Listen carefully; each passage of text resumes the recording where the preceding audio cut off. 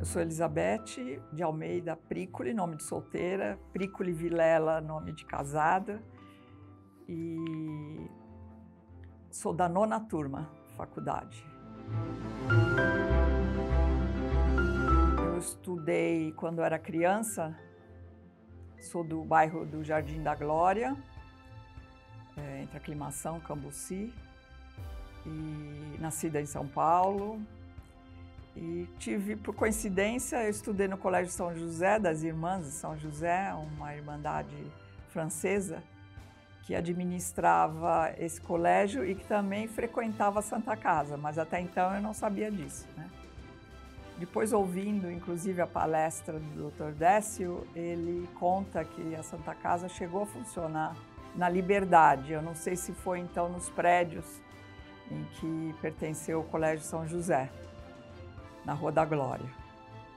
Enfim, né, foi uma ligação que eu descobri recentemente. Aí eu fiquei em dúvida na juventude se eu faria arquitetura ou medicina, porque eu sempre gostei de artes plásticas, de pintura, mas também eu tinha um certo carinho pelas ciências biomédicas. Gostava de conhecer como funcionava o corpo humano, as plantas, os animais, né? E então, durante o cursinho, eu experimentei fazer um cursinho para arquitetura e não me achei muito lá, não me encontrei. Aí, então, fiz a opção pelas biomédicas, né? Em relação à escolha da faculdade, eu queria continuar em São Paulo, não queria estudar fora de casa, sair de casa para morar sozinha, e isso também por imposição do meu pai, né, que não gostava dessa ideia de eu sair para estudar fora. Então eu prestei na USP e na Santa Casa apenas, fiz o cursinho. E a Santa Casa já era muito bem recomendada, porque era uma faculdade que tinha um currículo diferente, então eu fiquei bem atraída pela Santa Casa. Mas, por outro lado, era paga, né? Então, isso me fez optar em primeiro lugar pela USP e em segundo lugar pela Santa Casa. E, infelizmente, eu caí naquele ano em que o vestibular foi cancelado, foi anulado. Então eu tive que prestar 2 vezes. Felizmente eu passei nas 2 vezes. E de marcante nessa época ficou porque havia recentemente inaugurado o Minhocão, aqui em cima da Amaral Gurgel. E quando eu vim ver o resultado, que ficava naquela entradinha ali da Cesário Mota Júnior, tem tipo um portal ali, né, uma saletinha, ficava ali as listas. Então eu vim com meu pai, meu avô, e nós passamos de carro ali pelo Minhocão, e assim teve um momento emocionante quando você vislumbra entre os prédios a Santa Casa. Então você vê esse jardim central da Cesário Mota e o edifício principal ali no alto. Foi uma cena assim bem impactante para mim. E aí eu fui lá na saleta, vi o meu nome, né? E na lista de aprovados, aí fiquei muito feliz, já me preparando para a matrícula e começar a aula. Outro momento marcante na faculdade é logo no início, né? Nas primeiras aulas em que você vai fazer as aulas de anatomia. Aí eu tive 2 colegas que desistiram, não se adaptaram.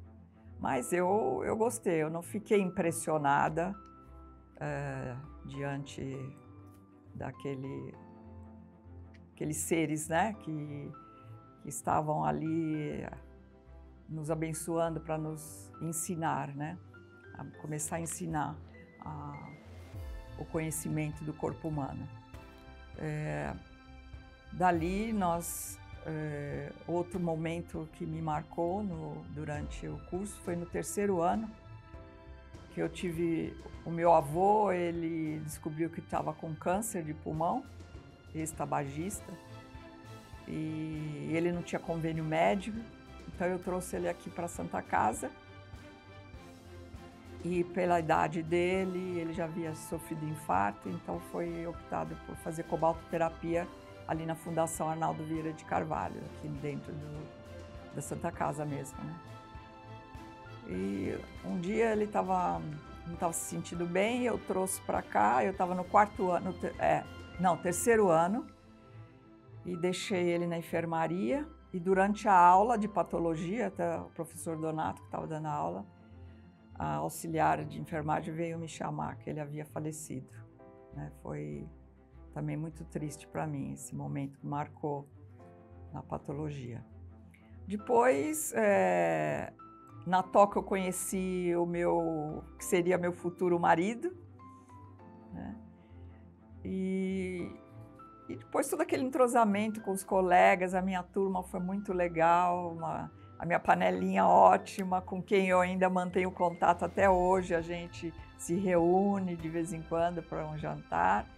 E a minha melhor amiga da faculdade e da vida, porque depois você, como médica, você fica mais restrita à carreira, à profissão, que eu conheci no cursinho, ela também entrou, fez parte, até hoje a gente se encontra, né? Às vezes eu vou jantar na casa dela, uma amizade assim que perdura, que vai perdurar para a vida toda. E o relacionamento com os professores também foi ótimo, eram professores muito queridos, cada um tinha assim um estilo próprio, ainda existia muito aquela hierarquia, né? O professor para nós era um semideus. Então, me lembro muito do Dr. Aidar, na anatomia, com aquele porte de gentleman. O professor Maffei, na patologia, em que ele tinha umas ideias revolucionárias, né?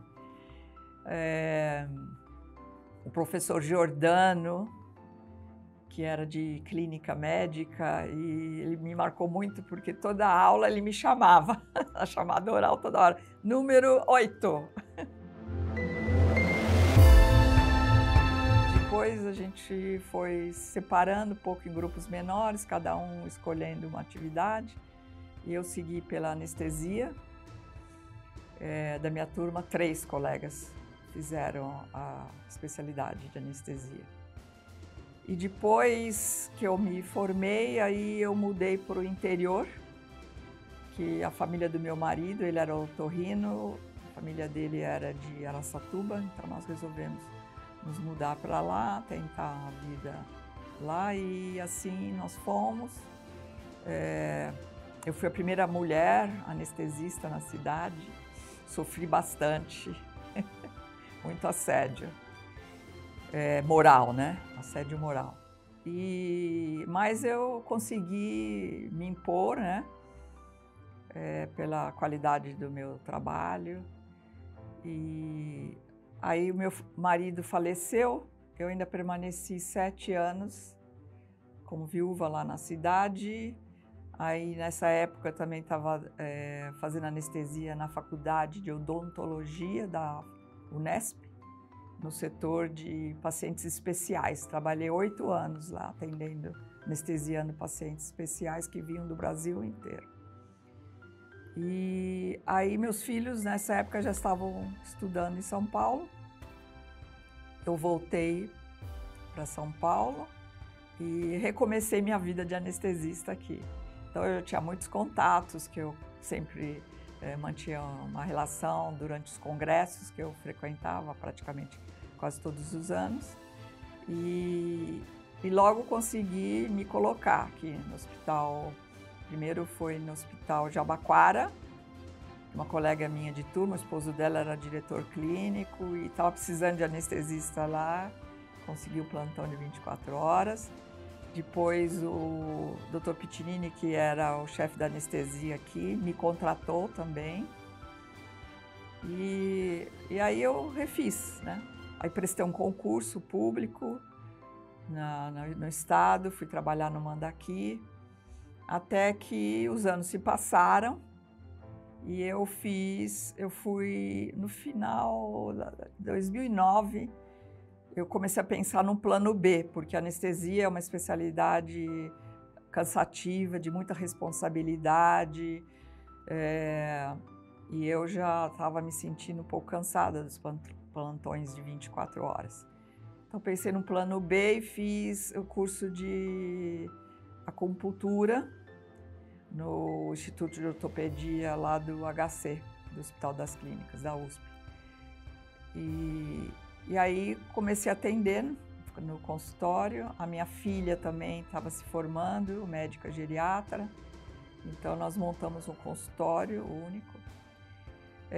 Aí eu queria diminuir minha carga de plantões aqui na Santa Casa, mas não foi possível, então eu pedi aposentadoria. E quando você se aposenta, a Santa Casa te demite, né, as pessoas aposentadas. Então eu saí daqui mais ou menos 2010, 2011, por aí, eu não lembro exatamente. Fiquei no estado ainda, como anestesiologista e trabalhando no meu consultório. Até que vim me aposentar da anestesia do Hospital Mandaki. Aí, nesse ínterim, veio a pandemia, e se para muitos foi ruim, para mim foi ótimo.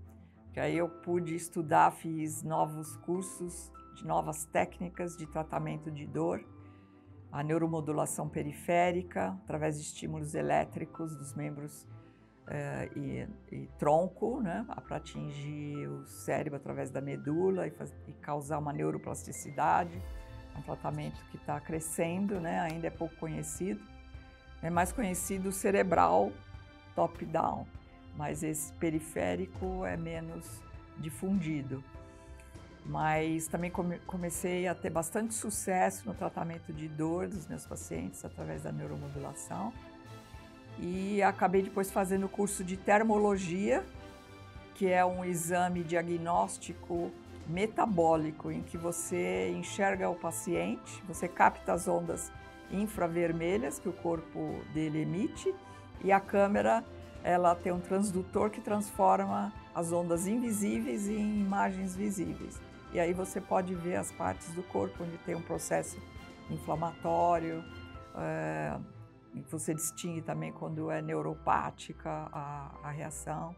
Então, muitos pacientes que iam a médicos e ninguém conseguia descobrir o que tem, você consegue enxergar um local em que existe, visualmente você não vê nada, mas que pela termografia você consegue captar já um processo inflamatório ali, onde a paciente se queixa, né? E hoje eu estou fazendo isso, estou atendendo pacientes com dor, através da neuropatia, da neuromodulação periférica, a acupuntura, guiada pela termografia. Como médica, eu me senti bem enquadrada na carreira, porque eu gosto sempre de estar estudando, conhecendo técnicas novos conhecimentos da fisiologia. A medicina, quando eu me formei em 1976, não tem nada a ver com a medicina de hoje, né? Existem matérias que nós não tivemos no nosso currículo de graduação. Então, é uma profissão que exige estudo contínuo. E outro aspecto muito importante que eu aprendi aqui na Santa Casa foi o relacionamento humano com o paciente, né? É procurar tratar o paciente como um todo e não como um local que tem dor ou um local que está em disfunção, né? E a termologia me reavivou toda essa questão. Eu, como anestesista, não tinha muito contato com o paciente, mas depois, com o tratamento de dor, acupuntura, neuromodulação periférica, guiada pela termografia, é muito importante a conversa tete a tete com o paciente, saber detalhes dos sintomas que ele refere. E tudo isso eu acho que eu aprendi com muita capacidade, muito valor, aqui na Faculdade de Medicina da Santa Casa, a qual eu sou muito grata.